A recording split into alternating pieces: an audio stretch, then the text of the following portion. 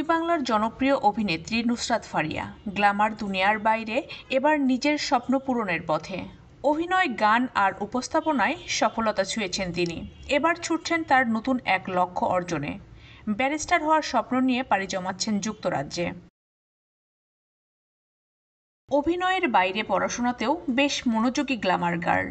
ক্যারিয়ারের ব্যস্ত সময়েই অভিনয় থেকে বিরতি নিয়ে ইউনিভার্সিটি অফ লন্ডন থেকে ব্যাচেলর্স অফ লতে 4 বছরের শিক্ষাজীবন শেষ করেছিলেন তিনি। সেখানে সেকেন্ড ক্লাস পান।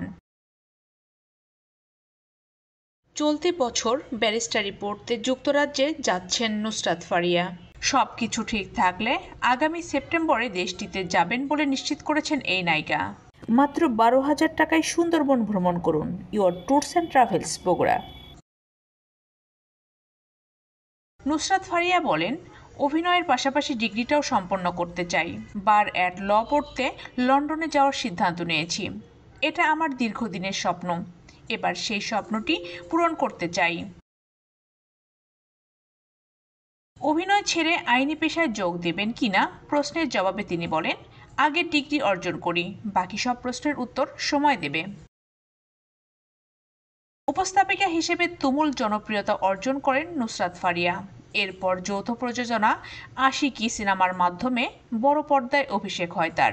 একে একে বিগ বাজেটের cinema Badsha the Don, hero 420, প্রেমী ও প্রেমী, ধ্যাত্তারেকি, ইন্সপেক্টর নটিকে, বস 2, শাহিনশাহ সহ ঢালিউড ও টলিউডের বেশ কিছু সিনেমায় অভিনয় করে নজর কাড়েন এই সুন্দরী।